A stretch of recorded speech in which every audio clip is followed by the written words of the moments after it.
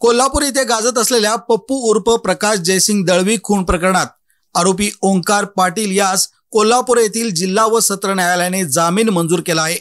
आरोपीच्या वतीने ॲडव्होकेट सचिन यशवंतराव माने यांनी युक्तिवाद सादर केला होता। दिनांक 2 एप्रिल 2025 रोजी ते 3 एप्रिल 2025 रोजी दुपारी 1:30च्या सुमारास प्रकाश दळवी याने बिझनेस लोन मंजूर करून देतो असे सांगून घेतलेली 65,000 रुपयांची रक्कम परत न केल्याच्या कारणावरून आरोपी सचिन घाटगे व अजिंक्य शहापुरे यांनी प्रकाश दळवी यास मारहाण केली।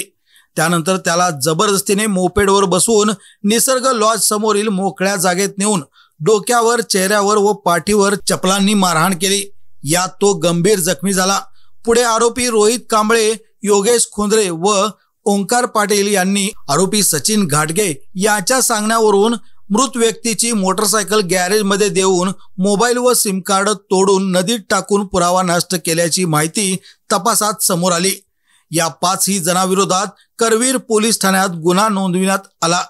आरोपी ओंकार पाटील याच्या वतीने ॲडव्होकेट सचिन माने यांनी कोल्हापूर जिल्हा व सत्र न्यायालयात जामीन अर्ज दाखल केला।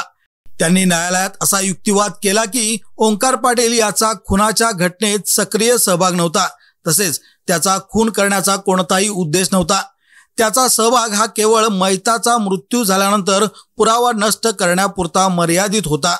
सरकार पक्षातर्फे याला विरोध करत सदर गुन्ह्याचा तपास अद्याप सुरू आहे आणि दोषारोपपत्र दाखल झालेले नाही। आरोपीस जामिनावर मुक्त केल्यास तो पुरावा नष्ट करू शकतो असा युक्तिवाद केला। तथापि ॲडव्होकेट माने यांनी केलेला युक्तिवाद विचारात घेऊन कोल्हापूर जिल्हा व सत्र न्यायालयाने आरोपी ओंकार पाटील या जामीन मंजूर केला आहे।